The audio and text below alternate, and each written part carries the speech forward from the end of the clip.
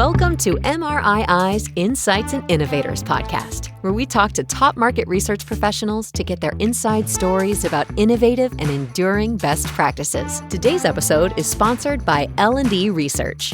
L&E is the expert in qualitative research recruitment with nationwide recruiting, advanced technology, and industry-leading client service to unlock powerful business insights.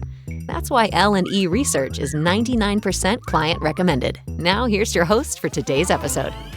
Welcome to today's episode, Cracking the Code of Modern Media, New Rules, New Tools, and the Insights that Matter Most. I'm your host, John Last, former president of Market Research Institute International. And today we're exploring a world that's been completely upended, media and advertising. And few people are better equipped to guide us through this than our guest, Helen Katz, Executive Vice President of Research at Publicis Media. Helen is a trusted expert in analytics, data quality, and media measurement. She co-leads the global data intelligence practice at Publicis, overseeing key data partnerships, and has authored a popular textbook, The Media Handbook, including the 9th edition of which was released in 2025. In this episode, we'll talk about how media is being redefined, how her team makes sense of an overwhelming measurement landscape, what skills today's practitioners need to thrive, and what's coming next. Helen, welcome to Insights and Innovators. Thank you. I'm happy to be here. Happy to have you. And, you've had a front row seat to the transformation of media and advertising industries over recent years. It's hard to believe it's been 16 since I've been out of the day-to-day of the media world. What do you see as the most profound changes over the last 5 years? Well, it's a big question. I think one of the biggest there have been a lot of changes, but one of the biggest we've seen is the rise of identity solutions to allow advertisers to reach the people that they really want to speak to and do so more effectively. I think Publicis is my company's acquisition of Epsilon a few years ago, and more recently our purchases of both Retargetly and Lotame was designed to address this need. So once you have that, and you can connect identity to consumers, and then you add to that the greater use of first-party data like loyalty programs or memberships or subscriptions, then we're able to really target much more effectively and reach our prospective customers. And with the rise of those new platforms and formats, as well as different audience behaviors, how have we redefined media itself? It's kind of evolved. What does that mean for planning and buying today? It's evolved quite a lot. We back when I started in the business 100 years ago, we were mostly talking about traditional television or radio or magazines and newspapers. Today, we're looking at a much broader array to choose from, whether it's traditional or digital forms of paid media, ad-supported streaming, digital audio, digital out-of-home, along with lots of the channels that brands now own, whether that's content they create, sponsorships, influencers, and then all the shared and earned opportunities through social media or public relations. So we have a pretty broad palette for planners and buyers that they need to understand and utilize. And really, it's honestly one of the things that keeps my job super interesting because there's always more to learn about. Yeah, it's such a fragmented landscape out there relative to again, even 5 years ago. And you think about it with measurement really across that fragmentation and so many different entities offering tools and dashboards and data, it's got to be pretty difficult or challenging for your team to make sense of it all. What do you do? We try hard. I will note that there's a critical distinction that we like to make between measurement and currency. So we try across my team to evaluate and stay on top of the measurement landscape to the best of our ability, whether that's conducting evaluations of providers in a particular category, like creative effectiveness or attribution. And then my team is global, so we work along, it's not just us doing all the work, but we work closely with our community of research and analytic practitioners. And there are 10,000 of them across Publicis Group to help us. And in that way, we're trying to stay on top of the fragmentation of the measurement landscape. Yeah, quite a lot out there. And with so many different players claiming to measure performance, I'm curious, how do you determine which providers are trustworthy? Which ones just add noise? Why are there red flags? As well as green lights. I can't help but think about it in our practice. We feel that we're very good at measuring efficacy of sports sponsorships, which is something that never really was a big science until a few years ago. How do you kind of work through the morass of those out there that claim to have solved it?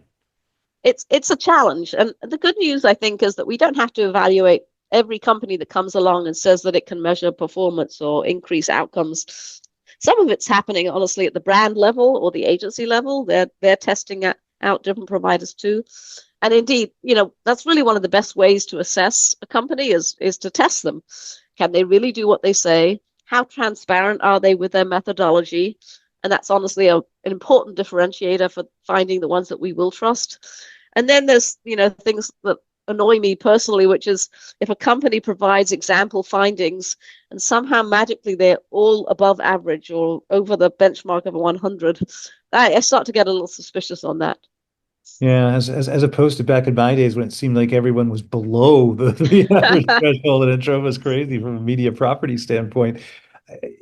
Something that we've been talking about in the media space for so long is the whole riddle of cross-platform management and measurement. Are we any closer to solving that, or is that still something that is really challenging to navigate? It's definitely a process, and it's still going on. And like you said, we've been trying to solve this for a long time. We have made progress now. There are companies out there offering alternatives to Nielsen for cross-platform measurement and for currency, like a ComScore or iSpot or VideoAmp, that are really able to provide insights into linear TV and streaming video. And then there are fascinating new initiatives like Project Aquila, which is coming out of the Association of National Advertisers, or ANA. And that's taking a very different, innovative approach to measurement, looking at campaign delivery across media, digital video, and linear TV. And then there are numerous companies that are looking at what happens after exposure to across platforms, whether that's linking attention to sales or looking at search behaviors or looking at conducting brand lift studies. So we invest a lot of time in testing these numerous alternatives on behalf of and together with our clients. And then we end up providing recommendations and POVs on the many options out there. It's very much not a one size fits all at this point.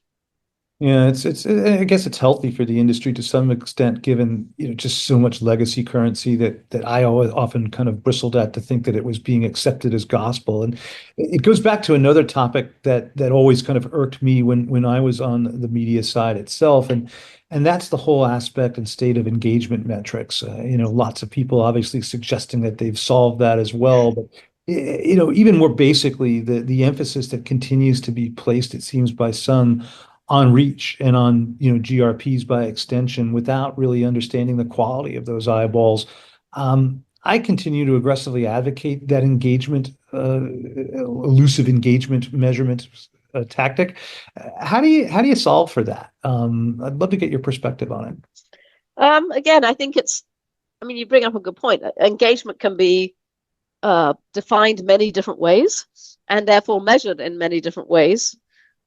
Some people think time spent is a measure of engagement. Others will say it's eyes on screen or biometric measurement or looking at eyeballs and capturing direct attention to the ad or to the content.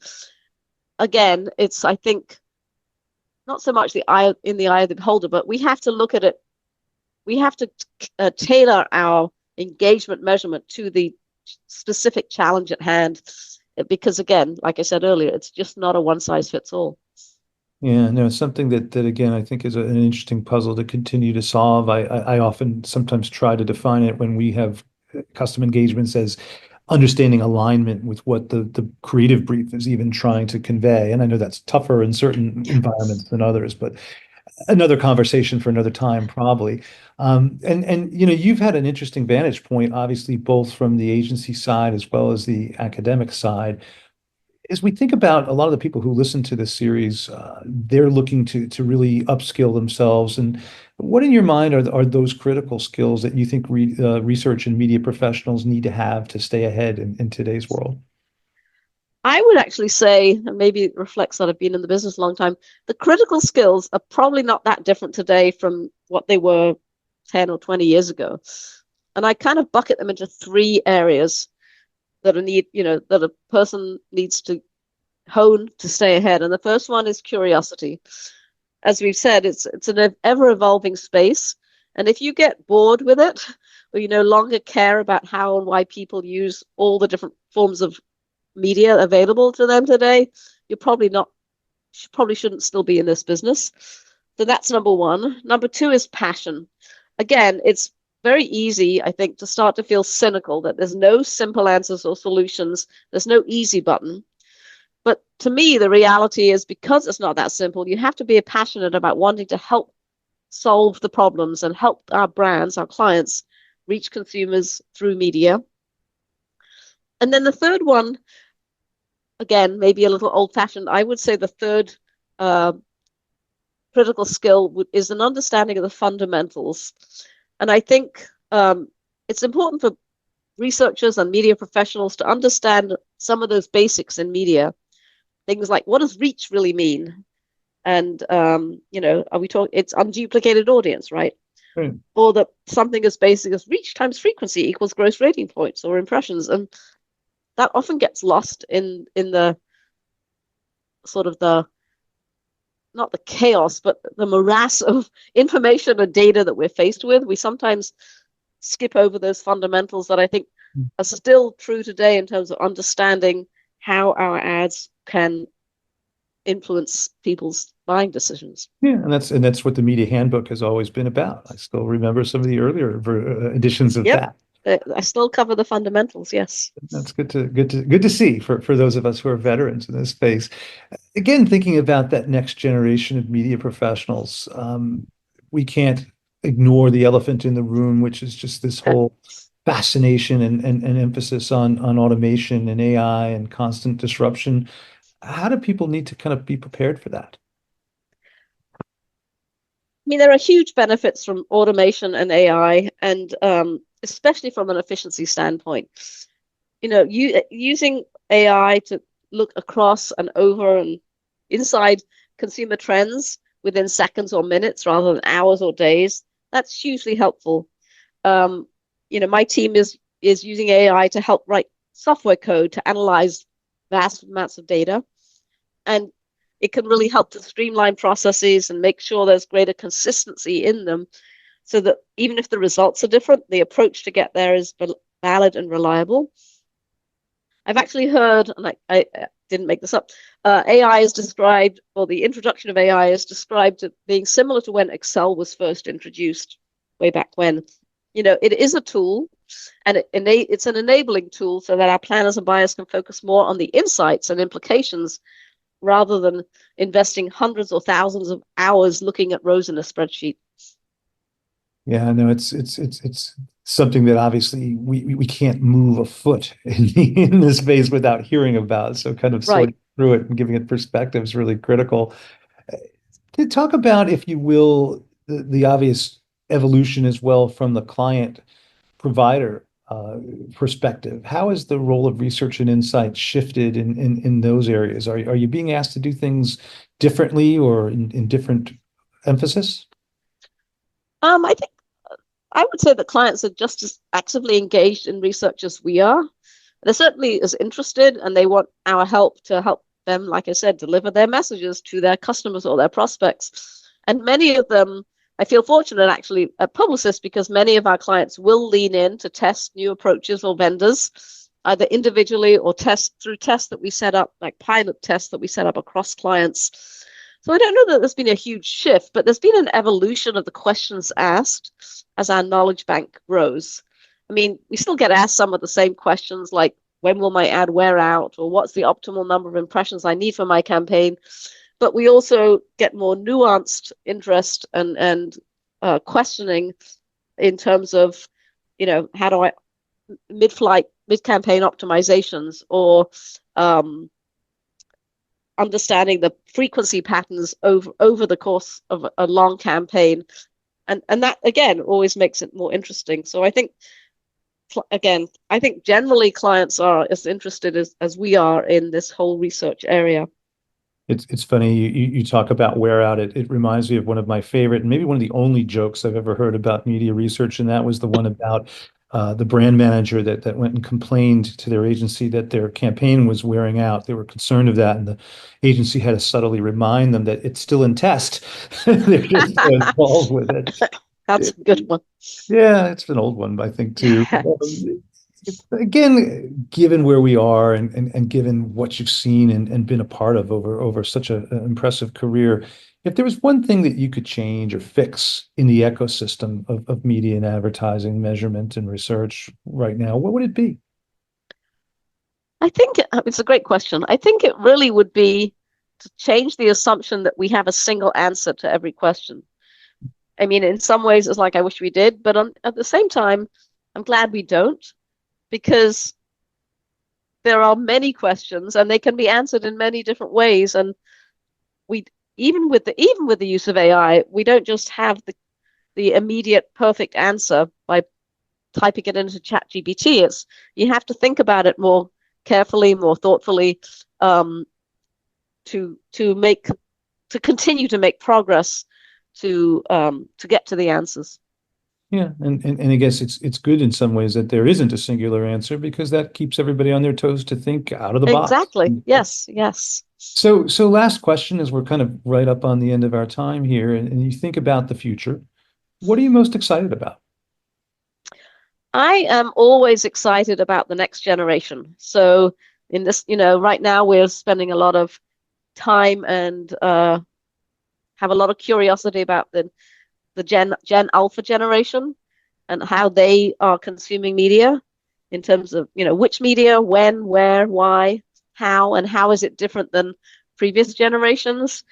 And to me, it's just, I find it endlessly fascinating. When my kids were younger, they were like my petri dish for the next generation, and now they're beyond Gen Alpha. But I see it again, with younger consumers, and it's always it never ceases to amaze me how different generations respond or act in terms of their media consumption. Yeah, just across everything. It's something that we grapple with all the time, and talking about sports fandom and equipment usage. And in some ways, the patterns repeat themselves, but in other ways, there's all kinds of wrinkles to it.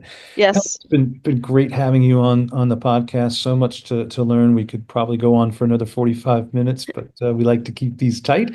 So thank you again, Helen Katz from Publicis. Thanks for being a part of Insights and Innovators. Thank you very much. Thanks for joining the Insights and Innovators podcast from Market Research Institute International. Click subscribe to never miss an episode and visit us at mrii.org for more market research insights.